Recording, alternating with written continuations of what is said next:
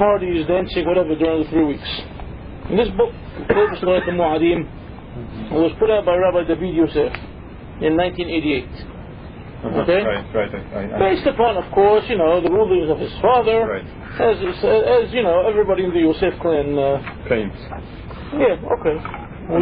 Sometimes it's not so clear. Not sometimes exactly, it's not so clear. But anyway, so he writes over here in Hilchot U'Minhagei Yemei Ben HaMesarim, the laws and customs of the days between the gates, 3 weeks in other words. Gimel. أسور لعصر ركودين ومحالات بيمين شبين 17 تموز وتسعة بآب. It is forbidden to have music and dancing during the days between the 17th of Tammuz and the 9th of Ab. وأفلو بلو كلين غناء, and even without musical, live musical accompaniment. بقول زي هو أفلو بركودين ومحالات هب من نهارين وفيها لفاء. And all this even applies to music and dancing that is conducted according to Halacha. ومنهجها السنيعون فمكدشين عن إسرائيل, and the laws of modesty that are sanctified to the nation of Israel. And Hashim Levad, Ben Hashim Levad, men separately and women separately. بمحيساء مفسكت, with a محيساء separating them. But Kudim, Arabim, and Hashim Yahdab, mixed dancing, women and men and women together. Asurim be'ahlet, completely forbidden. Be'isur hamur, with the greatest stringent of forbiddance. Be'chulim ad-shana, throughout the year. I love how we stood in the topic, of Ben HaMesarim. When did that become asur, by the way? Well, we're going to see now. Well, really, we have old sources for it. You have the Be'er Hetib talks about it, the Magen Abraham talks about it. By the way, if they're speaking about it, dancing, music and dancing. If they're speaking about it, then clearly there was a contingency of individuals that were having mixed dancing. Right, but the question would be... Because otherwise they wouldn't speak about it. No, not at all. They might be having it under, not under Hetev. I can see now. No? So what is he right over here? Wait. Isur rikudim u'mehalot b'mei ben ha'mesarim. The forbiddance of... Is the wonderful, is the music. Okay? Playing with tambourines and stuff. Okay? Mibu'ah b'Magen Abraham. The Magen Abraham discusses this already in Siman Takna in the court of Ben HaMesarim. V'chein kadbu Aharonim, and other Aharonim mentioned it. But now, look what happens now. And this I'm telling you gave power, and a lot of power and support to this whole issue of no parties during the 3 weeks, especially in Deal. Behinne Adoni Abi Muriro Shimalan Rishon Sion Shalita. Okay, my great father Mish'al al-Ka was asked about this situation. Mitamidah Hamim Shirasu and Shemikomo Va'asot Rikudim Umeholov Mimazin, from the rabbis, that the people of his congregants wanted to have parties during the days of Ben HaMesarim. B'ta'ana, and what was their complaint? What did they have to say? There's custom of the 3 weeks, is never our custom. This is all 3 weeks, is always the custom of the Ashkenazim. ושעל ידי כך יכירו הבחורים והבחורות אלו את אלו ויבואו בקשרי שידוכים. And through this, the boys and girls will get to know each other. And they can get engaged, get married eventually.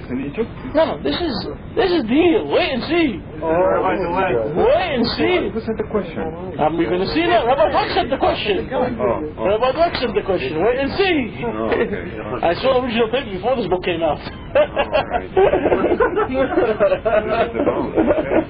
The reason I bought the book was for this. Yeah, right. The person that wrote it. The only halakha that matter. A bit into it.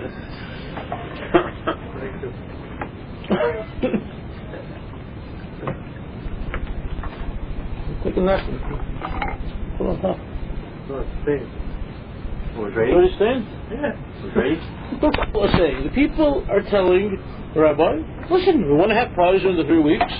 Then we need to have mixed parties, because that way the boys and girls get to know each. This custom of 3 weeks was never our custom, it was always the Ashkenazi custom, and the boys and girls need to get to know each other, so they get married. It's the whole point, והשיב בכתב ביום י' ג' אדר תשמח. And on the 13th of Adar of 1988, Chacham Odia wrote back. And this is what he wrote. לכבוד ידידי היקר ונעלה מיחידי סגולה יראת השם היא אוסרו הרב הגאון המפורסם רבי יצחק דוויק שליט"א. To my great friend, the great genius, the tremendous Rabbi Yitzhak Dweck, Rab Mosseri לקהילה הקדושה Deal, New Jersey, the Rabbi of the Holy Congregation of Deal, New Jersey. Oh my God. Shalom Bracha v'yesh Arab. And greetings. אודות שאלתו בעניין ליכודי ומחלות בימים שבין 17 בתמוז ותשעה באב, regarding the question about the parties during the 3 weeks. הנני להשיב. Behold, I come to respond. שאסור בהחלט, completely forbidden, לעשות ליכודים ומחלות בכל ימי בין המנסרים. Throughout all through the 3 weeks, no party whatsoever. It's completely forbidden. בין מותחון, whether it's a weekday, בין מוסאי שבת, or Saturday night. Like I tell you, these parties used to be Saturday night parties. Right. ואין חילוק בזה בין אשכנזים לספרדים, and there is no difference on this issue between אשכנזים לספרדים. ודין זה בוער במגן אברהם. It's explained in מגן אברהם, ובעליה רבה, ובפרי מגדים, וכן פסק הגאון רבי חיים פלאשי בספר מועד לכל חי, והגאון רבי יוסף חיים מבבל בספר בן איש חי, והמשנה ברורה, והכף החיים ועוד. So he gave us a listing of Ashkenazim and Sephardim, both forbidden. Okay. I mean, I would think it would bring us only the Sephardim, no? Okay. No, he wants to show you both. Well, really, the whole thing issue began with Ashkenazim, and again, Abraham was the first one. Right. Okay. ומבואר בדברי הפוסקים הנזכרים לעיל, and is explained in the words of... Again, Abraham is Ashkenaz, right? Yes. Magen Abraham is Ashkenaz, the Eliyah Rabbah is Ashkenaz. And the... Peri Megadim is also Ashkenaz. Who? Is Peri Megadim, is he Ashkenaz or is he Moroccan? No, I think it's Ashkenaz. It's Ashkenaz? You can double check, it's not a problem. Okay? But then Rabbi Hayim Khalachi and then Rabbi Yosef Hayim of Mishnah Berurah is Ashkenaz and the Kef Hayim is not. Okay. What? No. Oh, go ahead, say it.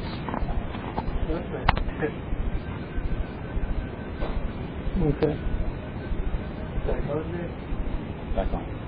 ומבואר בדברי הפוסקים מסכנאל, and is explained in the words of the poskim that are mentioned, שהאיסור מתחיל מיום 17 בתמוז עד תשעה באב, and that all the 3 weeks are completely forbidden. שהם אלו נקראים בין המסרים, because these days are called בין המסרים, על שם הפסוק באיכה, based upon the פסוק in איכה, כל רודפיה הסתירוה בין המסרים. וכן מבואר במדרש איכה, and such is explained in מדרש איכה, כי בימים אלו אלפים מאחינו בית ישראל נהרגו ומתו בחרב וברעה בתקופת חורבן בית ראשון וחורבן בית שני, because countless thousands of our nationalists, our fellow Jews, were killed by sword or by starvation during the times of the first and second temples. And these are days of trouble and mourning for the entire Jewish nation. And even though, regarding the subject of marriage, and even though for marriage, Sephardim are only stringent to abstain from Rosh Chodesh Ab and not for the entire 3 weeks, this is only in order to fulfill the tremendous mitzvah of being fruitful and multiplying. But just for dancing and music, it's forbidden.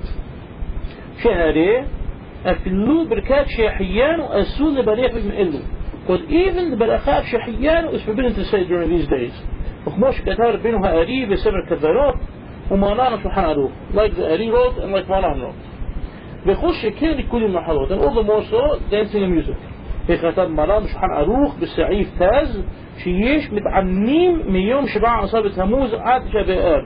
Even Maran wrote that those that fast every day, okay, during this 3 week period. But I don't think it's more like suffering. متعمين. لشون عينوني. That's what I think it's more.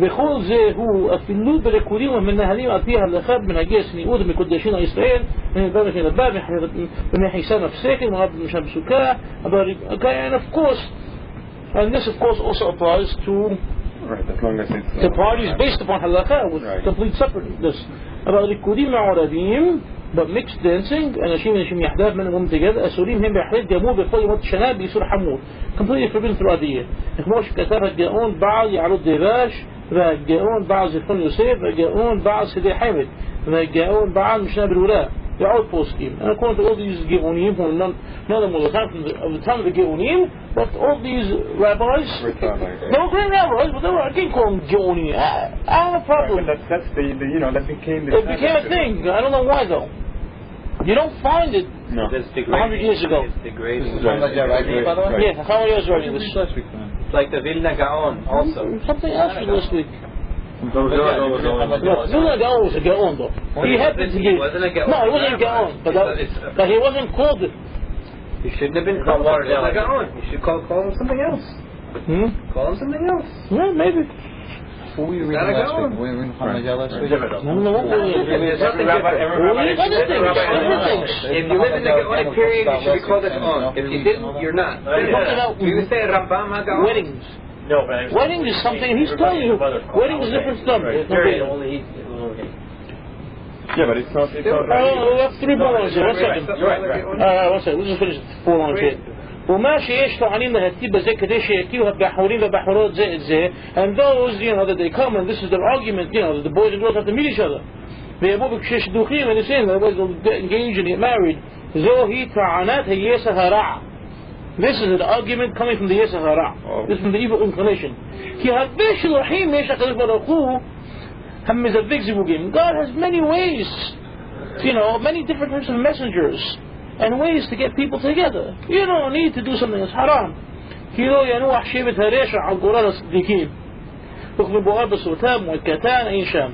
بأسيين بركات بوليم سميعني finishes off. ببركات التوراة عودي يوسف. And that's it. This was his letter. The letter from Rabbi Yosef to Rabbi Dweck. Once this letter hit the scene in 88, you saw parties that were still going on even though not everybody did them. From 88 on, they really disappeared. And now they're unknown. Now it's not even an issue. Nobody will even think about asking about parties anymore. Really? He died so quickly like that? Yeah. Wow. Impressive. What did I say now? Everybody looks at Rabbi Dweck and Rabbi looks at, he went to Baltimore, he went to Denver, he went to these, Ashkenazi yeshivot, he's Mahmir, he's a black hat, he's this, he's that. Rabbi, let's present the question. How are you Yosef? He's the chief.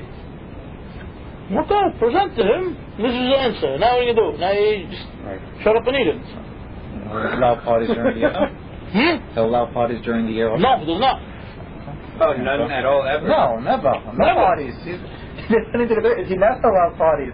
No mixed dancing, never. Mixed dancing is haram. Right. So in other words, they could have the next week. Supposedly now, and we've heard this in the community many times, supposedly Hacham Yaakov Kassin, the late Rabbi Jacob Kassin was the chief rabbi of the community, supposedly allowed mixed dancing, even though he knew it was haram, but he knew it was the only way to keep the people together. Otherwise he was afraid that people would go out and mix with the goyim or with other people, etc., etc. So he felt that was the only way to keep people together, and supposedly he allowed it. He never wrote anything on the topic, so we don't know whether he really said it or not. And in the we don't have. Okay. And in the synagogue. Yeah. He did. He told. No, he didn't write anything. He wrote something forbidding it in 1984. That I have. Okay. So he did write something on it. In 84, forbidding. Okay. Forbidding all sorts of mixed dancing. Really? Yeah, Rabbi Kaz. But still, throughout Sharet Zion, you had it. You have it still. You have what? Mixed dancing. Well, yes, I'm not saying you don't.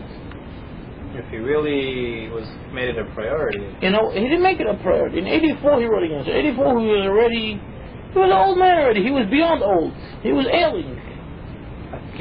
think though you realize that's what separates maybe a chacham from a rabbi. I mean, maybe the correct answer is shouldn't have mixed dancing, but maybe it's not the correct answer for this community. Nah, I don't buy that. I don't buy that at all. Problem is, people already got used to the fact of mixed dancing, and to eradicate that idea from their mind is unthinkable. That's the problem. They're not. See, the people that are the supposed white hats, the traditionalists, want to look at it like white hats are traditionalists. I said white hat or traditionalists? Yes. Different. I don't know what a white hat is, and I definitely don't know what a traditionalist is. Okay? But we're using these terms in opposition to the term black hat or fanatic. These guys feel this is what we always did, and nobody ever stopped us. We cannot fathom any other concept. Anything else must be fanaticism. The black hat on the other side, this is the halakha, and we cannot fathom any other idea of having a mixed dancing. So now both parties are extremists. Neither one can see the other side. It's a big problem that we're faced with. If the people were originally told, yes, this is haram, and we're going to try to do different ways for the boys and girls to meet, or well, you made a party, we're not going to stop it once it's going on, but you shouldn't do it. So at least, over time, slowly they'll get the idea. They'll understand that there is a problem, issue of modesty with a mixed, dancing party, or an issue of, if you want to go back in time to when Rabbi Kessler Abba Shalom, became the chief rabbi of the community in the 30s, the 40s, the 50s, when people were dancing, and all dancing meant holding, touching, which is different than our music today, where you're not touching each other, but you're watching everything, and all the moves themselves are very erotic. So it's whether you have the touching, the issue of the nigi'ah, if it's asur or not, or the issue of the hirhurim, of the thoughts, that you may get by just watching, somebody move. You have issues to deal with. You can't just say, well, no, it's not part of this community needs to just have that. I wouldn't call that, something that you can just go make a blanket statement and allow it. That's the way I see it, at least. I'm not an authority. You're all welcome to your opinion, obviously. But that's just the way I view it. What? Even if you are an authority, you're welcome to have it. Of course. Not according to certain authorities, though. Right. Certain authorities don't let you have your opinion. Right. Everyone's entitled to my opinion. Right. Sounds like some people I know. I don't know how other communities have grappled with this issue or not, if they ever had to. I think most Sephardi communities, I don't know up until recently, but perhaps the element of tolerance has traditionally been there. Lately it hasn't been there, and as a result I think by and large most communities had a large element of mixed dancing. And I think it had to do with the fact that by and large the majority of the community was not as learned as perhaps the Chachamim would have wanted them to be. I don't think they were learned or as stringent. I don't like the word stringent. I don't use the word stringent even. As observant. Observant, I think, is the best way to define it. But that was very. The truth is, I think as a Chacham of a community, there are certain things you have on your priority list, and maybe that's not the one that maybe when he was the first chief rabbi, there were other things. Who was not the first chief rabbi? I mean, when he took over anyway, you had people still working on Shabbat. So if forced between the pushing the dancing versus when he came into the scene, there were less people working on Shabbat than there were in the 50s. I'm not saying he saved the whole. I'm not saying everybody I'm just saying, as you a chief rabbi, you have whoever, not just him. I'm just saying in general. Mm-hmm. If you're forced between maybe having more people keep Shabbat, or however you want to call that, versus even keeping Shabbat day. I don't think if you're going to take a whole community who doesn't keep Shabbat and have them keep Shabbat, I think you're not pushing the eruv thing in the beginning. You're not, the carrying thing is even though it's part of the laws of Shabbat. You're probably pushing you shouldn't go to work on Saturday thing first. Okay, fine. Where does all this fit in right now, though? It fits in the sense that you, as a priority list of a chacham. Okay, but that's not what we're discussing over here, though. It is in a way. You're asking why did the chachamim choose? We don't know, but we don't know. We have no idea because they're not around. We cannot guess for them. Okay. What's that? There's no answer to that. There's no response to that argument. But I don't know. I think it's clear that you can pretty much say that they didn't have a bone to pick with it. Otherwise, you'd see all kinds of rabbis trying to stop it. You see a general trend.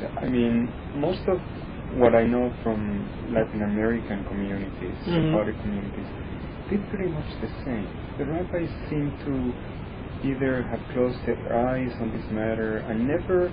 The issue wasn't an issue that they would talk about.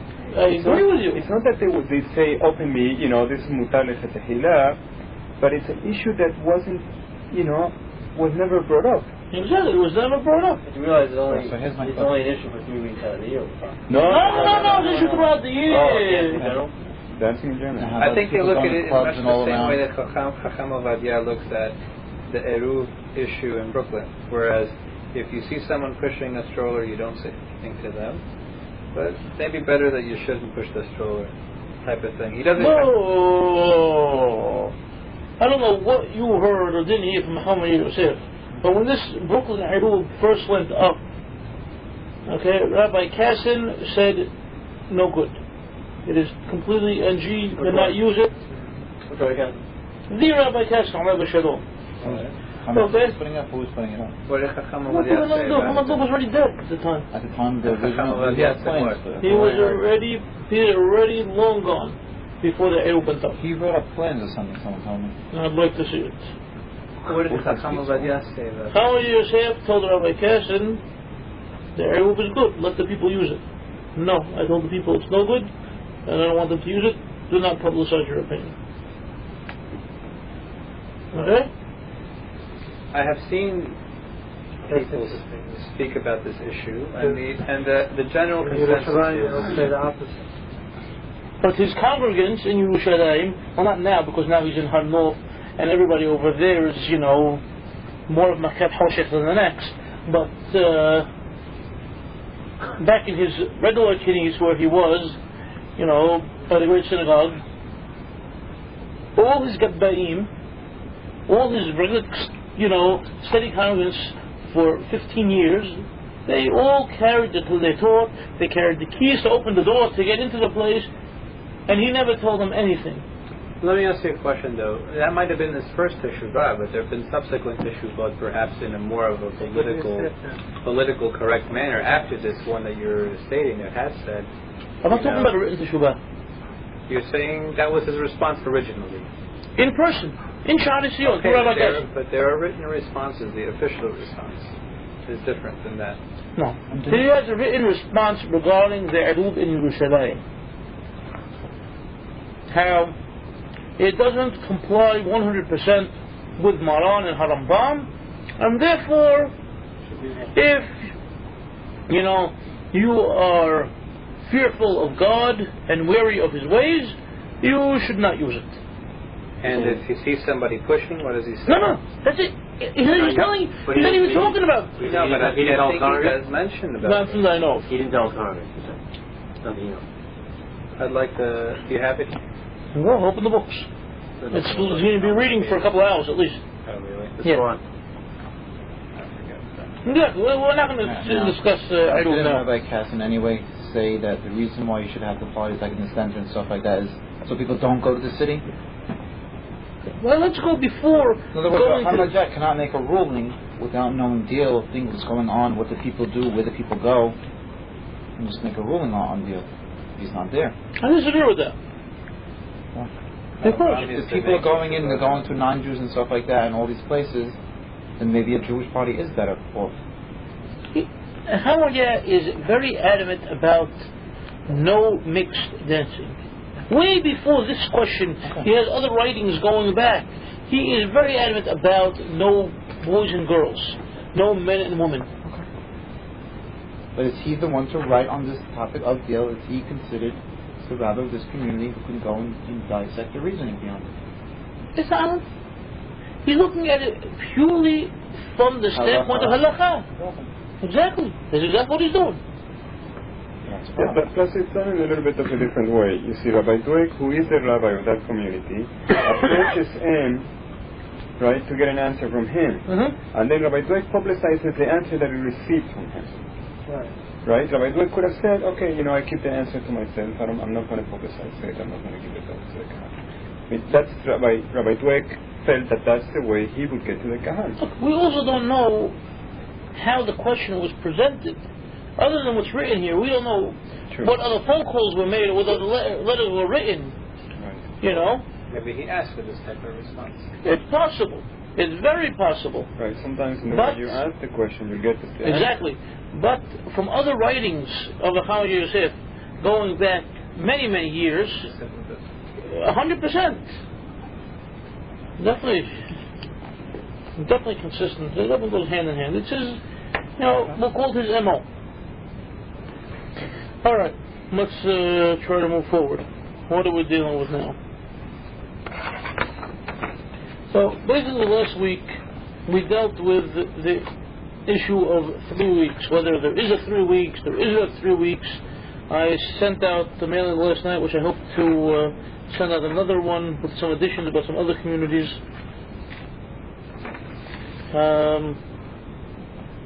Anybody have information here about 3 weeks? Nothing? Haven't showered yet.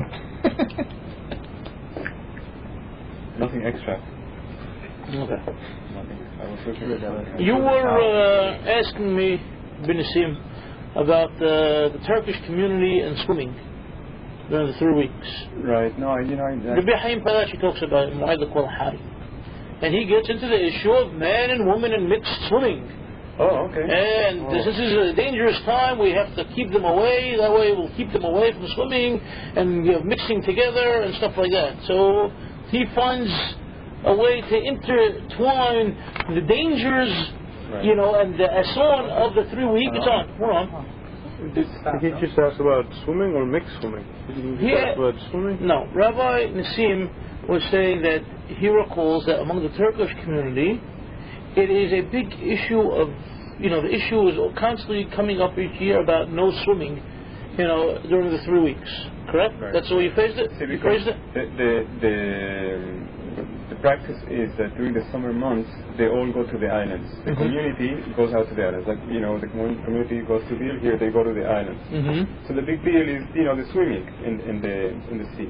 In the pools, I guess. And so it was a known thing that during these 3 weeks, people refrain from entering the waters because of fear. Fear, exactly. You see that in deal among many people. Also. Sidetrack, go ahead. When we were young in Bung Colony, I remember they used to have a swimming pool, also separate hours, men and women like that. Yeah, he was very good. He was. Yes. But they used to close the Bateshas, the Dans. But the Dans and the Bateshas used to climb the gates in the 3 weeks and we used to go swimming. Just in 9 days we didn't go swimming. Dans did that also. I still made a stand on that. See if the guys used to go into the pool. Did they say anything to you? Well, the Sephardic there's no problem with swimming. Just the 9 days. Even in the 9 days, there is no problem with swimming. But isn't there something about putting your life... forgive me, I also spent most of my time in Ashkenazi yeshivas growing up, so I've heard the same thing. You can't go swimming during 3 weeks because you're putting yourself in danger and... I mean, but... hello. Go in a car. Yeah, go in a car. On a plane. Right. It's a superstitious practice that developed in the communities.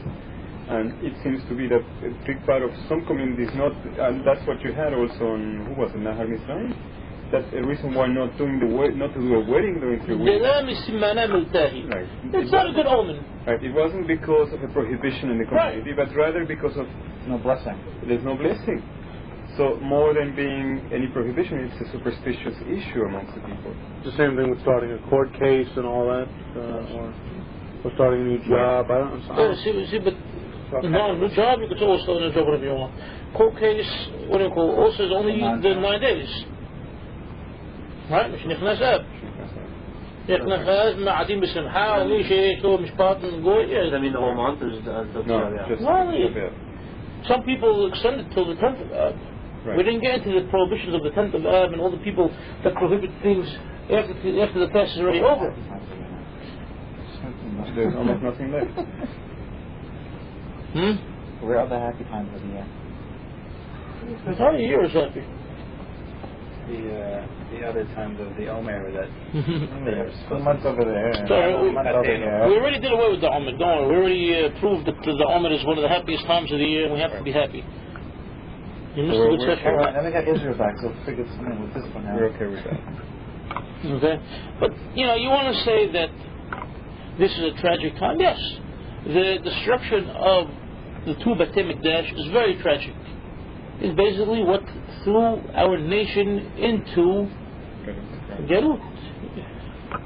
We were expelled from our land. Very simple. We were thrown out, we were tossed around, made fun of, jerked Reading this book now, I have great appreciation for Israel. Right. More than I can imagine. Right. And I really don't have that same feeling of a real shalom.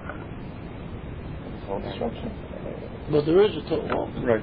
because we have a schedule. You have something, right. you're not being... We have something. Well, you know what? We're going to discuss that. We're going to discuss that, but we're going to say anything that pertains to the prayer of Tisha B'Av, to the Wednesday night before Tisha B'Av. Hopefully we're going to deal with it. David wanted to discuss the issue of Kabbalah Tisha B'Av. Your question pertains to the saying of the prayer of Nahem on Tisha B'Av. We're going to get into it. You'll see. Alright. Tiffany is also a good one. Tiffany's also a good one. Tiffany's also a good one. Well, you know what Tiffany? What's that? no, you're not discussing it now. No? No. We're not discussing it now. Neither. Okay. Now that we know that that there are Sephardic communities that have had a 3-week period, how would you, let's say, let's say you're now a rabbi of a congregation, and you're supposed to be posek halacha for your kahal. What are you going to do? What would you do? How would you deal with it? No, think about it. Your kahal is mixed. It's not like everybody, like you're in Brooklyn with the overwhelming majority of your kahilas, let's say came from Halab. You're in a congregation where you have Moroccans, you have Iraqis, you have Egyptians, you have Greeks, you have Turks, you have Syrians, you have. What are you going to do? Are you going to create your own community minhag? Are you going to just follow, let's just tell the congregation, well, we're going to do away with all your minhagim from your communities, and we're just going to follow straight Shulchan Aruch? Are we going to help you to learn about your culture and your heritage and let you continue with your customs as they were followed? What would you do? That's an interesting question. That like being in Miami, you have those situations. Communities are not wholesome communities from one place, but rather it's a bounce of a second city or right. That's what we have. So we had sort of that situation in the synagogue. A lot of the things that developed because it was hard to come down and say this is not a minhag that's fit, most of the time. There was a lot of minhagim that had clear sources for what the people were doing. So it was difficult trying to, to come to a consensus most of the time. So you were supposed to sit down now. You're giving class, it's Shabbat, you're giving class in congregation, the laws of Ben Mosseri. What are you going to do? Music Hagin style. But This place he did this, and this place he did this. Yeah, That. True. That's True. it. That's what I used to do. yeah. That's what I used to do. But no, because you see what But I think happens that's when why you do that. Yalkut Yosef has gained popularity also because it has created one thing. You know? Right, but Here you is see, one custom. Follow it. what I found a little bit unfair about that, and because not addressing the different minhagim at times would make you lose some people, that do adhere to minhag because that's the way they grew up. Exactly. That's what they saw in their father's home. Right. Or sometimes that which Yalkut Yosef, per se in this situation, is talking about, somehow that minhag doesn't talk to the community. Per se. This specific group of people doesn't talk to them. And Give me examples. They reject they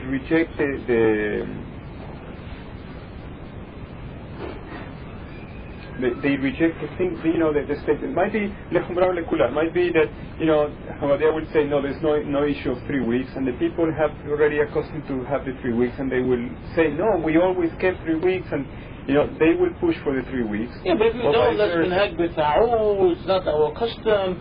You could go ahead and you could have an example. In our synagogue, you had a lot of Moroccans, but I don't think they were the majority. They just happened to be people on the board of directors. They were the loudest. Right. So how did they get onto the board of directors? Chacham Avadia says, comes to Seret HaDiberot. Don't stand up. Right, that's an issue. That's an issue. Everyone, all the Moroccans, they don't care. Chacham Avadia could say it was blue in the face. Yeah, they're going to stand up. They're Sure. standing. I think that's. But the Shalom Meses, the chief rabbi of Yerushalayim, he tells people to stand up, and he stands up himself. Oh, really? Sure. This is our minhag. This is the minhag of our fathers and our grandfathers, and the minhag of all our hachamim before us. There you go. That's We're standing up. That's exactly the issue. No, that's exactly the issue, because you see, it doesn't talk to that kahal. So I would teach it purposely the other way around and see how it's received, how it's swallowed, right? No, see, I would teach it as though, this is what the Chacham Yosef is saying, but we know there are other, not other sources, but there are other customs. Let us also pull out those sources. Let's see. Right. What That's right. What the Chacham Yosef is basing himself upon to stop it, and what are the sources that are not only allowing it, but are telling you to do it. And let's weigh them out, and let's see what's going on over here. Let's face it, the average Kahila Ridiculous. doesn't have access to all these sources other than Shmut Maran and Rambam and that's it. But you as a teacher, you as a teacher, you as a Today's day and age, maybe this community. Today's day and age, the rabbi of a congregation has the resources to get things if he wants to. The rabbi. The rabbi is always going to be teaching. Right. I'm not telling you the average congregant, but the rabbi of the Kehillah has. Thank God we have Israel. And plenty is available over there, and to get this from Israel is fairly easy. To pay. You have to pay. Okay, very good. Don't. Right. See, that's probably the issue. You see, that you would have to present it to them, the minhagim, and that's what we did often in the synagogue by us. And we would present the minhag, and then you would feel where things are pulling. Right? We had a strange issue. You see, the Moroccans have this minhag, which I could never get used to, that they do Kabbalat Shabbat Lechun El they start, and through Lechun El Shir HaShirim, Lechun El, and then Mizmor LeDavid Habu sitting, right? Ana Bechoach sitting, through Lechalodi sitting. Only Boy Beshalom they stand up, and then they bow. That's the only time that they stand up through. But they're not the only ones there. But they were a majority for a time amongst the group, right?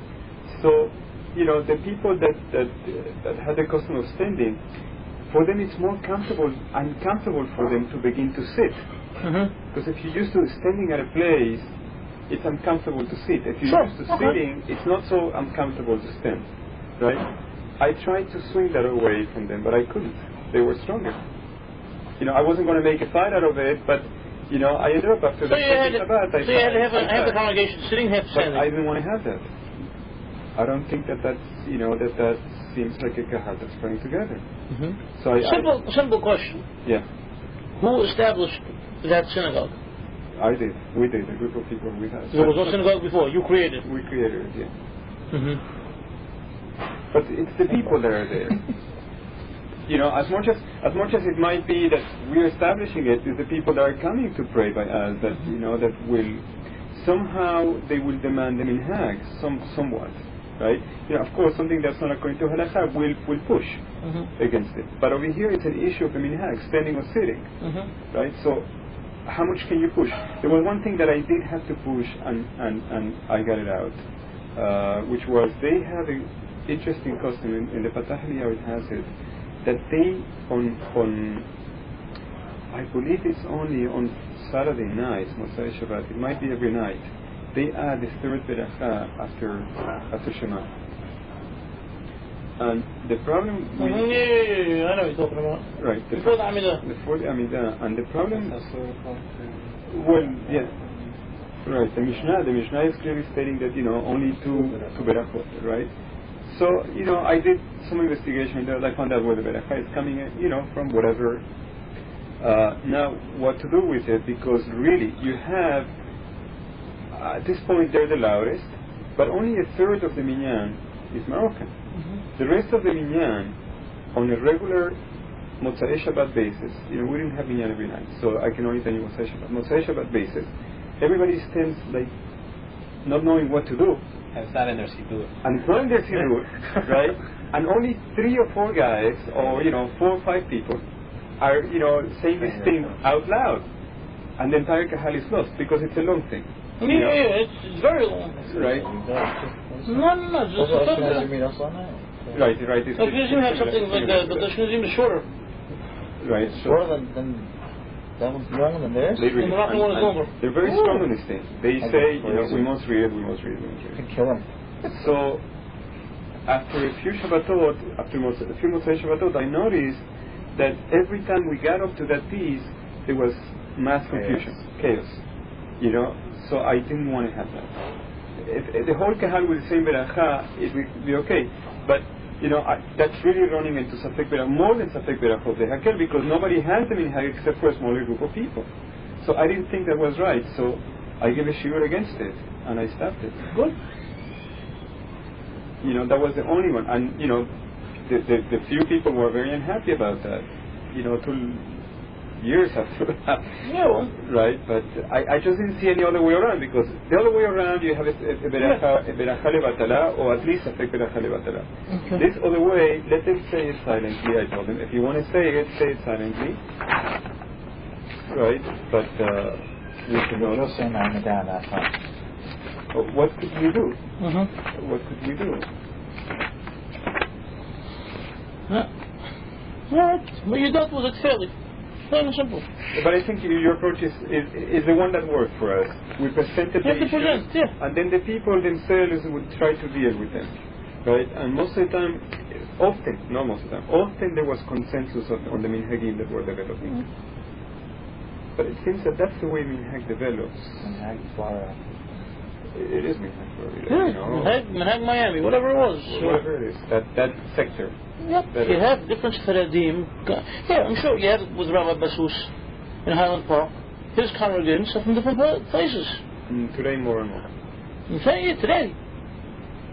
He has a very mixed congregation. But the Salonika minhag is the one that's because that's what we really established in synagogue. That's why. And everybody that comes to that minhag. There was only one thing that the rabbi removed, and I didn't understand the reasoning why exactly, but he removed Ana Mechoa on Friday nights. Why? I asked him, and he told me he would tell me later. And because it probably wasn't in the book of most people. Probably. That's whatever. But otherwise, he says the minhag is exactly as when he started praying. When he moved up. All right. Let's read a little bit of our good friend Bisham Tov Gagin Al Shalom. Page 28 on تشعة بآب. متى عم يمحات تشعة بآب بموسئي شبات إنه مريم صدقات إثاب من حاد شبات شلفناء. And that's full this year. This year تشعة بآب falls out Saturday night. So this exactly applies to us. He's saying, what is the reasoning when Tisha B'Av falls at Saturday night that the minhag preceding it we do not say Sidkat Echa? And of course we know the answer. Sidkat Echa, if it was any day that would be a holiday or the eve of a holiday, we say Yishem instead of Sidkat Echa. Or would you just omit Sidkat Echa, depending on what the custom may be. And Tisha B'Av is called a Mu'ayd. It's a holiday. So we're going to omit it. Holiday? Tisha B'Av is a holiday. Mu'ayd. We can call it a holiday. Strangely, I never understood that, but anyway. Because when the business comes back, to be considered a holiday. I don't know. Well, what's the problem, Rabbi Nissim? Rely on a pasuk that's קרא עלי מועד? קרא עלי מועד לשבור בחוריי, I think that's what it says. You called on me, it called on me moed to break down my youngsters, bachurai.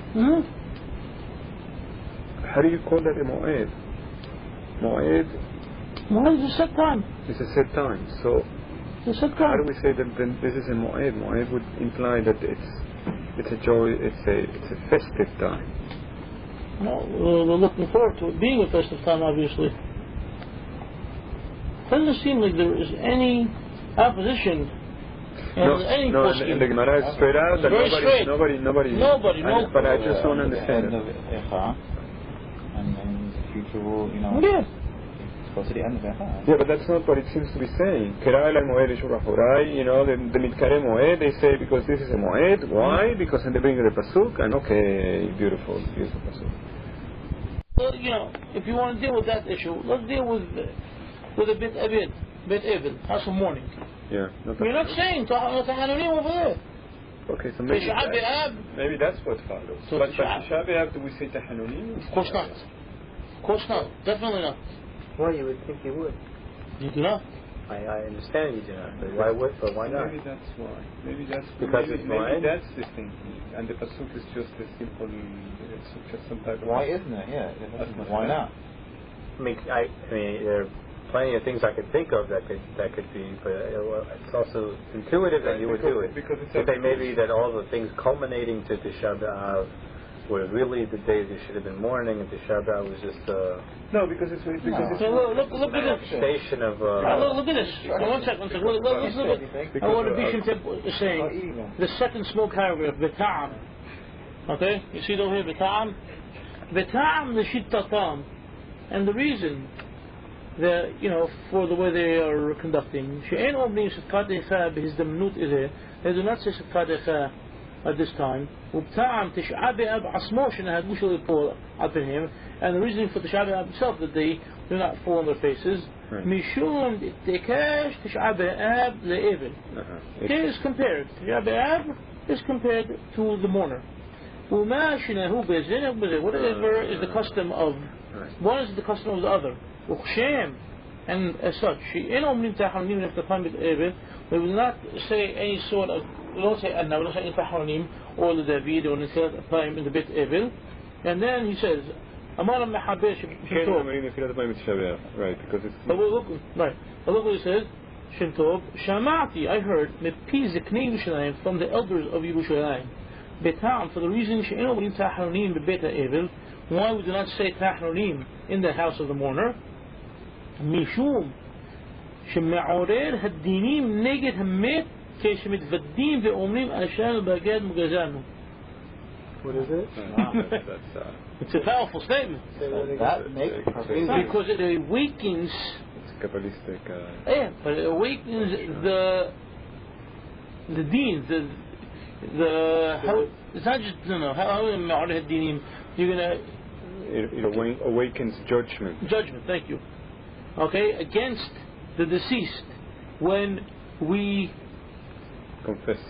Thank you. And we say we sinned, we stole, we this, we that. It's as if we would be saying we and also him.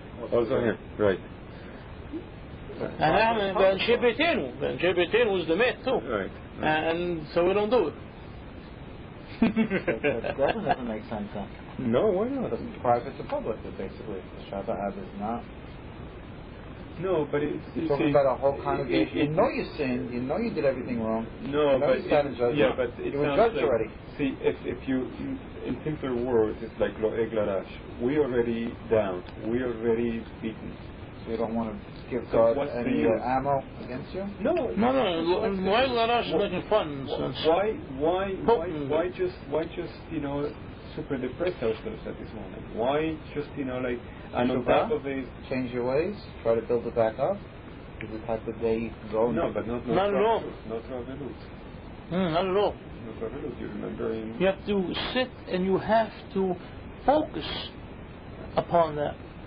If you want to start focusing on confession, it's going to take away the focus and the train of thought from what that day really is. It changes it completely. Okay. When do you start changing? After that? in the afternoon. Yeah. No, not even in the afternoon. Because afternoon is not hamut. So you shame also.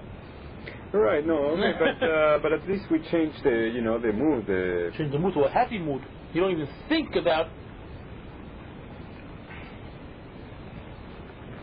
Okay. If you want to say we think about it, you could say that after, among those communities that say some say hot after Minhaf Tisha B'Av, before we start Arbit of Mosseri Tisha B'Av, after Minhaf there are those communities who say some portions of the Sidi Hot. Yeah. So that could help you get into that mood. Into that, yeah. Right, Ezra? Exactly. Alright. Let me ask He missed everything. what are the British Sephardim, which customs do they primarily hold by? Which British Sephardim? The old ones, the old guard. There's the old London Minhag. It's an old Spanish custom. Spanish. Like the one, there's a book by Diane or something, Diane Toledano from England. Who is he? I have a Diane, the judge, Pinhas Toledano. He is, I was thinking of Diane. I'm thinking of some lady. I'm thinking, who's Diane? That's what I was thinking. She was an Irish. You too? Okay. She's an Irish Spaniard. Diane Pinhas Toledano is a rabbi in London. He is the son of Rabbi Baruch Toledano, alayhi shalom. Oh, really? Baruch Toledano was basically one of the last great rabbis of the city of Meknes, Morocco. Rabbi Baruch Toledano, what? Morocco. In Morocco. Baruch Toledano, Rabbi Yosef Mesas, and one more rabbi, I recall his name, were the Bet Din of Meknes. Pinto? No, not Pinto. Oh, Not Pinto from Meknes. Meknes. No, nobody, I can look it up if you want to know right now. Yeah. Okay. I've only seen photocopies of a few pages from that book, so I cannot comment upon the book at all. I don't know. But what he brings, I'll let it to you. He was. Give me the other one back. I'll give it to you right now. No. Don't give it to me now. Let's remind me. Next week I'll bring you the other one. I'll give you the other one afterwards. What I was going to say is that he was brought up obviously in a religious home. He was brought up. He learned some stuff from his father, but then he left Morocco and he went off to France. But the rule is supposedly having the Besamim to put us at soften the blow. When the soften the blow of the leaving the Shabbat, so you want a full-fledged blow. Full-fledged blow? Not like that. Maybe. However, these are items to think about. Obviously, I don't know if we want to get into all of that, but then the next thing he starts with is the issue of Talit Tefillin on Tisha B'Av. Now he woke up.